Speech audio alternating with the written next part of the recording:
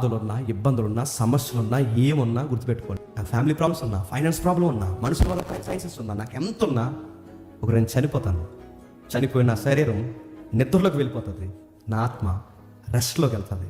ఒక rest place ఉంది. అక్కడే అబ్రహాం ఉన్నాడు, ఇస్సాకు ఉన్నాడు, యాకోబు ఉన్నాడు, ప్రవక్తలు ఉన్నారు, అపోస్తులు ఉన్నారు. ఆ రెస్ట్ ప్లేస్లోకి మేము వెళ్తాం. మళ్ళీ ఆయన వచ్చినప్పుడు ఆయనతో పాటు ఆత్మలు భూమి మీదకి వస్తాయి. అది ఉంటుంది ముస్పర్వతాల్లో తిరుగుతుంది. దాని జీవి పేరు ఏం పేరు? పెంగ్విన్. ఆ పక్షిని మీరు చూడండి, 6-7 నెలలట. 6-7 నెలలు తల్లి బిడ్డ ఎవరైతే ఉందో ఆ బిడ్డ గుడ్డు కాలు మీద పెట్టుకుని నడుస్తుంది. ఇలా ఆ కాలు మీద పెట్టుకుని నడుస్తుంది. 6-7 నెలలు ఏమాత్రం దిగినా మంచిగా ఆ గుడ్డు కరిగిపోద్ది, లేదా గడ్డ అయిపోతుంది, లేదా ఆ గుడ్డుకిలో బిడ్డ ఫామ్ అవుతుంది. ఆ గుడ్డుని అలాగా కాళ్ళు పెట్టుకుని 6-7 నెలలు ఏం తినవండి. ఆ పెంగ్విన్ పక్షిగా పెట్టుకుని ఆ గుడ్డ అలా పెట్టుకుని దిగితే ఈ టైంలో బాగానండి, ఈ టైంలో ఆ తల్లికి లేదా ఆ మోస్తున్న తండ్రికి ఆహారం ఎవరు తెస్తారంటే, తల్లి పక్షి అలా బిడ్డను మోస్తున్నప్పుడు తండ్రి పక్షట ఈ 6 నెలలు ఫుడ్ సప్లై చేస్తుందట. మాటలు మీకు అర్థమవుతున్నాయా? అందుకే మీరు చూడండి, అవి ఎలా ప్లాన్ చేసుకుంటాయి. అందుకే చూడండి, ఆ ఈది కుక్క ఈది వరకు వస్తుంది, తక్కువని బ్రేక్ వేసి ఆగిపోతుంది. అదే అనరా, ఇది మా పంచాయతీ కాదంట, నేను ఇక్కడ నా ఇచ్చేందుకు. అందుకే అలా తిరిగి ఇలా టాయిలెట్ వేస్తుంటే చూసారా, అక్కడ కొంచెం టాయిలెట్, ఇక్కడ కొంచెం టాయిలెట్, ఒక దిక్కునే ఎందుకు వేస్తున్నా, ఇది మా అడ్డారా చెప్పు, ఇటు రాకరా స్మెల్ చూసిపోవాలి. మీకు అర్థమవుతుంది లేదో? అక్కడ వేస్తుంటాయి, మనం అనుకుంటాం టైర్ మీద వేస్తాయి, కార్ల మీద వేస్తాయి, ఇంటి మీద ఎందుకు వేస్తున్నా, ఈ వెహికల్ మా ఈదులోదేరా వెనకాలగా వస్తావా నీకు అర్థమవుతుందా? వాటికి కమ్యూనికేషన్స్ ఉంటాయి, అవి మాట్లాడుకుంటాయి. అవి ఎక్కడో వాళ్ళకి తెలుసు. అంటే జీవులకు కూడా మనలాంటి వ్యవహారాలు ఉన్నాయి, కాకపోతే వాటికన్నా కొంచెం బుద్ధి కుశలత ఎక్కువ. ఏంటి? మనకి లాంగ్వేజ్ ఉంది, వాటికి లాంగ్వేజ్ లేదు. మనకి గణితం ఉంది, వాటికి గణితం లేదు. మనం బొమ్మలతో అయినా మాట్లాడగలం, అవి మాట్లాడలేదు. మన నిర్ణయాలు తీయగలం, కట్టడాలు కట్టగలం, ఇవన్నీ మనం చేయగలం. అంటే వాటికి మనకి తేడా ఎక్కడంటే, కొంచెం ఆలోచించే కాన్సెప్ట్ ఏదైతే ఉందో, మంచి ఏంటో చెడేంటో వీటి విషయాల్లో మనకి న్యాయపరమైన బుద్ధిని మనకు పెట్టాడు. వాటికి అది లేదు, గుర్తుపెట్టాడు. వాటికి లవ్ ఉంది, చూసుకునే తత్వం ఉంది, కానీ ఇది తప్పు ఒప్పు వావి వరుసలు వాటికి లేవు, కానీ మనకేమన్నా ఉన్నాయి, ఇవన్నీ ఉన్నాయి. ఇప్పుడు చెప్పండి, దేవుడు లెక్కడిగితే నేను ఏమంటే చెప్పినావు రే, నీకు ఇన్ని బుద్ధి కుశలత ఇచ్చాను, నీకు వివేచన ఇచ్చాను, నీకు జ్ఞానం ఇచ్చాను, కాన్సెప్ట్ ఇచ్చాను, నేను ఇచ్చిన తర్వాత ఈ పని ఎందుకు చేసావురా? జంతువు చేస్తే ఈ పని అడగను, కానీ నువ్వు చేస్తున్నావు. వాడికి జడ్జిమెంట్ చేసుకునే గుర్తున్న దానికి వాడికి లవ్ ఉంది, కానీ వావి వరస తప్పు ఒప్పు వాడికి తెలుసా? వాడికి అంటే తీర్పులు ఎవరికి ఉండవు చెప్పండి? వాటికి ఉండవు. తీర్పులు ఎవరికుంటాయి? నీకుంటాయి. నీకెందుకుంటాయి? నీకు జడ్జిమెంట్ చేసుకునే కాన్సెప్ట్ ఇచ్చాడు, వాటికి చేయడు. కుక్క ఇంట్లోకి ఎందుకు దూరమే? తప్పు, నేరం చేస్తావు, దొంగతనం చేస్తావు, నేను నరకలే అంటాడు దేవుడు? అండవు, నిన్ను అంటాడు. ఎందుకు? నీ కాన్సెప్ట్ ఇచ్చాడు, గుర్తుపెట్టుకో. నీకు వాటికన్నా విశ్వాసాలత ఇచ్చాడంటే, జంతువులు కూడా ఆత్మలు ఉంటాయి, జంతువులు కూడా శరీరాలు ఉంటాయి. రెండు కలిస్తేనే జంతువు, రెండు కలిస్తేనే మనిషి. ఈ రెండు ఉనికి కలిగి ఉంటేనే జీవించే ప్రాణి. కానీ దీనికి ఆపోజిట్గా చెప్పిన ఫిలాసఫీ ఎవరు చెప్పిన? గ్రీకులు చెప్పారు. మందేడు చెప్పిన శరీరము ఆత్మ, ఈ రెండు కలిస్తేనే చెప్పండి మనిషి. అంటే మనం ఎక్కడి నుంచి రాలేదు చెప్పండి? దేవుడి నుంచి రాలేదు. మనం ఎక్కడి నుంచి వచ్చింది చెప్పినా గుర్తుపెట్టుకోండి. మన శరీరం ఎక్కడి నుంచి వచ్చిందో, మన ఆత్మ ఎక్కడి నుంచి వచ్చిందో, రెండు చెప్పండి తయారు చేయబడిన వాటిలో నుంచే చెప్పండి తయారు చేయబడ్డా. ఇప్పుడు చెప్పండి, ఇది మీకు అర్థమైతే యేసుప్రభువు వారి యొక్క గొప్పతనం మనకు అర్థం ఉంది. అందుకే దేవుడి గురించి పరిచయం చేసుకుంటే, ఆయన సాక్షాత్తు దేవుడు అయ్యుండి, దేవుడితో సమానుడయ్యుండి, మానవ స్వరూపం ధరించుకుని, దాసుని స్వరూపం ధరించుకుని, తనను తాను రుక్తినిగా మార్చుకుని, దేవదూతల కన్నా తక్కువ వారైన మానవ స్వరూపం ధరించుకుని రావడం ఎంత పెద్ద వింతో అంటాడు ఎబ్రీ గ్రంథకర్త. అంటే మాట మీకు ఏమర్థమవుతున్నాయి?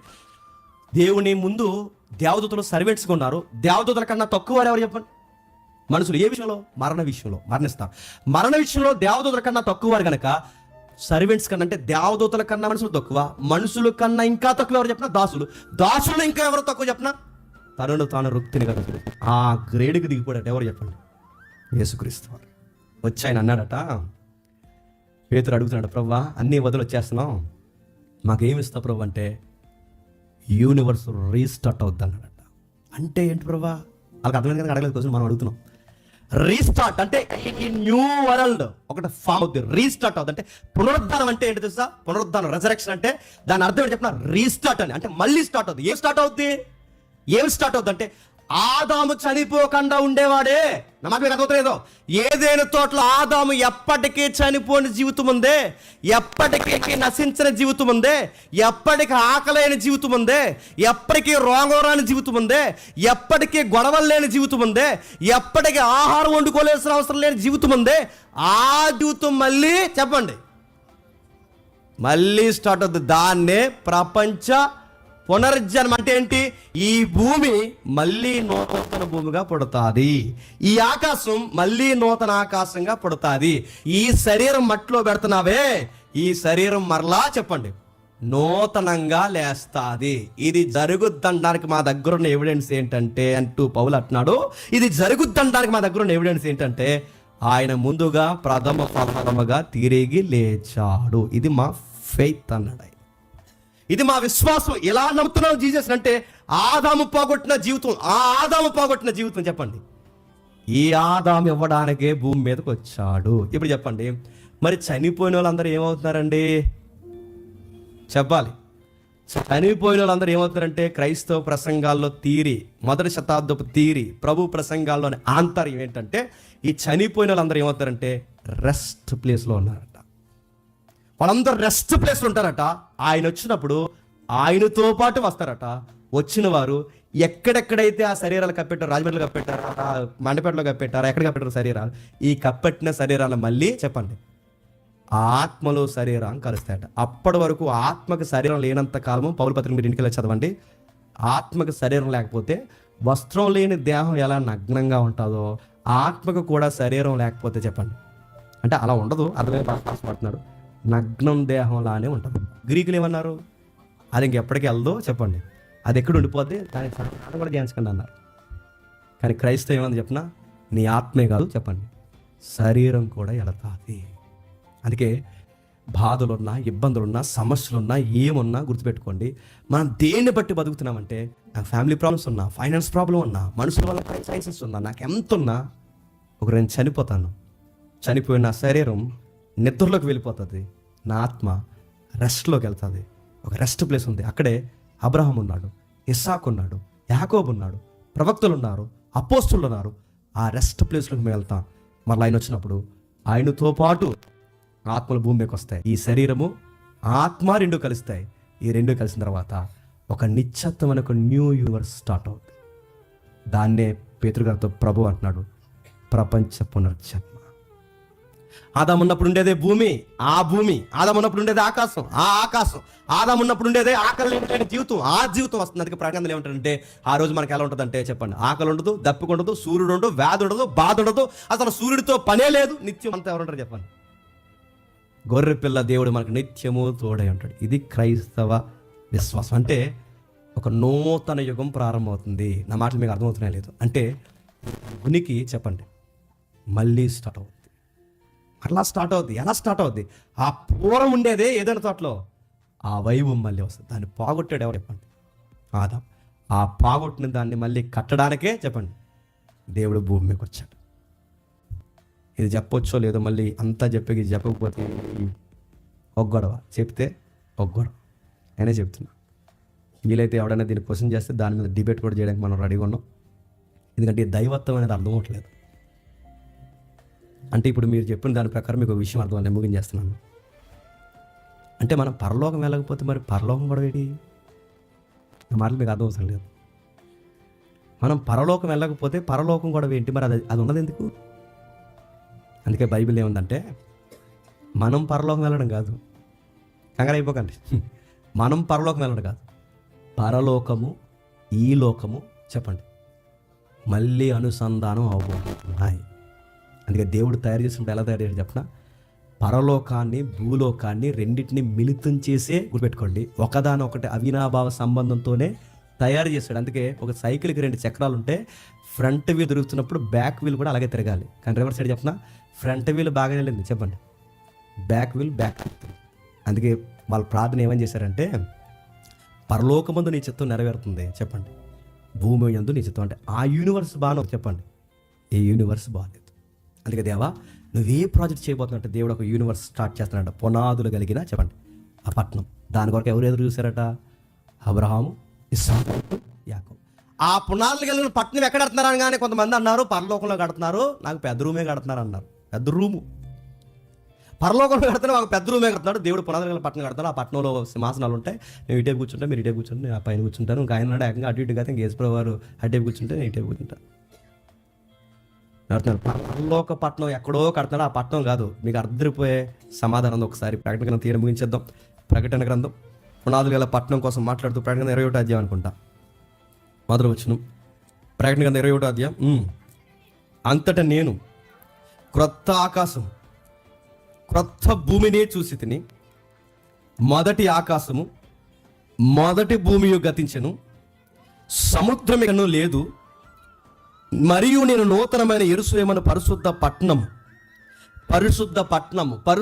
ఎబ్రిపతిలో చదువుతాంగా, పునాదులు గల చెప్పండి ఆ పట్టణం. ఎవరు ఎదురు చూస్తున్నారట? అబ్రహాం.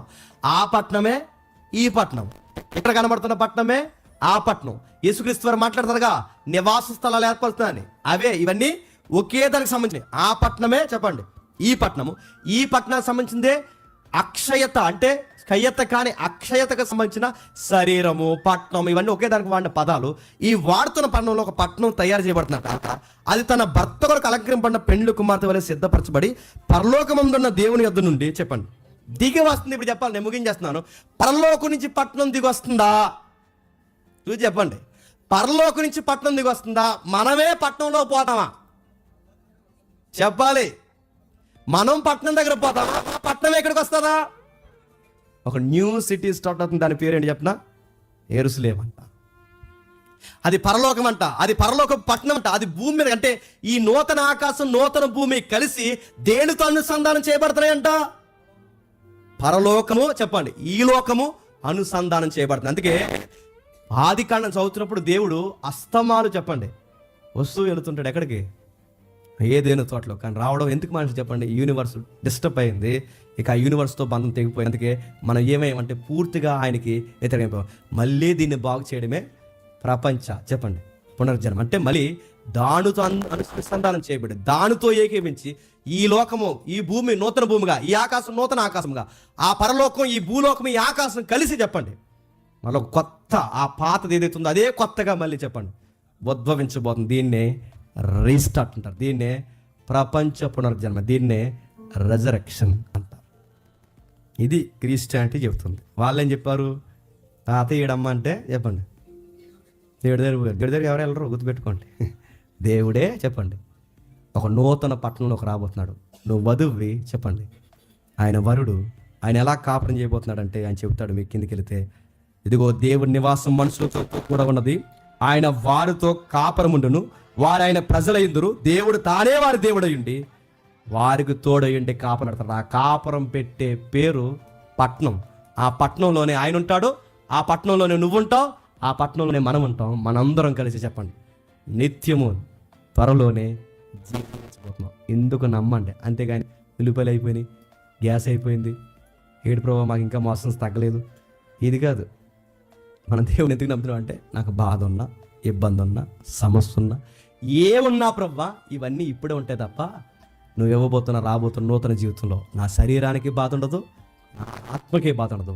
ఆ లైఫ్ కోసం మళ్ళీ ఆ ఏదైనా వనపు జీవితం కోసం నేను చూస్తున్నాను. నువ్వు త్వరలోనే వస్తావు, మమ్మల్ని అందరినీ తీసుకెళ్ళి ఆ పట్టణంలో కూర్చోబెడతాం. ఈ భూమి మరలా ఉంటుంది, ఈ ఆకాశం మరలా ఉంటుంది. ఈ భూ ఆకాశాలు కూడా ఎదురు చూస్తున్నాయి ఏమని? ఎప్పుడు మేము మరలా పునరుద్ధానం పొందాం. ఇవి రోమపత్రికలు ఉంటుంది 8వ అధ్యాయం. ఎప్పుడు మరలా మేము పునరుద్ధానం పొందుతాం, నిత్యత్వాన్ని మేము ఎప్పుడు పొందుతామని నువ్వు ఎదురు చూడటమే కాదు చెప్పండి. ఈ నేల ఎదురు చూస్తుంది, ఆ చెట్టు ఎదురు చూస్తుంది, ఈ భూమి ఎదురు చూస్తుంది, ఇవన్నీ ఎదురు చూస్తున్నాయి, ఈ ప్రకృతి ఎదురు చూస్తుంది. ఈ ప్రకృతికి కూడా సృష్టికర్త ఉన్నాడని ఎదురు చూస్తుంది. అందుకే జంతువులు మారిపెడతాయట, జీవులు మారిపెడతాయట, పక్షులు మారిపెడతాయట, సృష్టికర్త ఉన్నాడు. అంటే ఇవన్నీ కొత్తగా స్టార్ట్ అవుతాయి. అప్పుడు మీరు అడగొచ్చు, మరి అప్పుడు కాకులు ఉంటాయా అని. ఇంకా నాకు తెలియదు ఆ యూనివర్స్ ఎలా ఉంటుంది తెలియదు మనకు తెలుసా? అది ఎలా ఉంటుందో మనకు తెలియదు. కాకులు ఉంటాయా, మాకు ఒక్క ఉంటుందా కూడా అని అడగండి. నాకు తెలియదు. మాకు ఒక్క ఉంటుందా, మా బొజ్జింకి ఉంటుందా అని అడగండి, నాకు తెలియదు.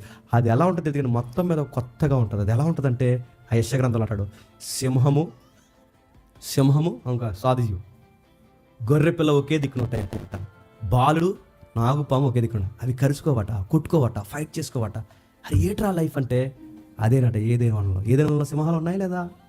ఏదైనా వనలో గొర్రె పిల్లలు ఉన్నాయి లేదా? అక్కడ ఏమైనా కాటేసుకుని తిన్నాయా? అన్నీ కలిసి జీవించాయి. కానీ ఆ రోజు ఎందుకు ఒకదాని మీద కూడా దాడి చేసుకోలేదంటే అప్పటికి పాపం లేదు కనుక. గుర్తుపెట్టుకోండి, పాపం చేసిన తర్వాత దాడి జరిగిన తర్వాత దేవుడు సమసిపోయాయి. మళ్ళీ ఆ జీవితం రాబోతుంది. ఆ జీవితంలో మళ్ళీ దేని మీద దాడి జరిగింది, మళ్ళీ అలాంటి జీవితం రాబోతుంది అంటే చెప్పండి ఏదైనా వనపు జీవితం రాబోతుంది. ఎందుకు నమ్మాలి యేసుక్రీస్తు? ఎందుకని? ఇది క్రైస్తవం. కానీ మనం యేసుప్రభుని ఎలా నమ్మట్లేదు. మనం దేనికోసం నమ్ముతున్నాం అంటే ఈ బాధల కోసం, అప్పుల కోసం, వీటి కోసం. కానీ దేవుడు ఏమన్నాడంటే, పేతురు అడిగాడు, ప్రభువా అన్ని వదిలేసి వచ్చేస్తాను, మాకు ఏమి ఇస్తావంటే ప్రపంచ పునరుజ్జన్మలో చెప్పండి, నీకు సింహాసనం వేస్తాను రెడీగా ఉండి అన్నాడు. ఆ పట్టణంలో నీకంటే ఒక ప్లేస్ ఇస్తాను రెడీగా ఉన్నాడు. ఆ రోజు కోసం ఎదురు చూస్తూ, ఆ రోజు కోసం ఎదురు చూడు. ఆ రోజు ముందు ఇవన్నీ తునప్రాయం ఎంచుకుని నన్ను వెంబడించు. ఇది అర్థమైన వారు ధన్యులు. అర్థం కాకపోతే రేపు పొద్దున మళ్ళీ ఒకసారి వినండి. అప్పుడు కూడా అర్థం కాకపోతే మళ్ళీ వినండి. అప్పుడు అర్థం కాకపోతే వచ్చి నన్ను అడగండి. అయినా నేను చెప్పా కూడా మీకు అర్థం అవ్వకపోతే మీ ఆత్మలకు మీరే ఉత్తరవాదం. దేవుడు మిమ్మల్ని దీవించును గాక.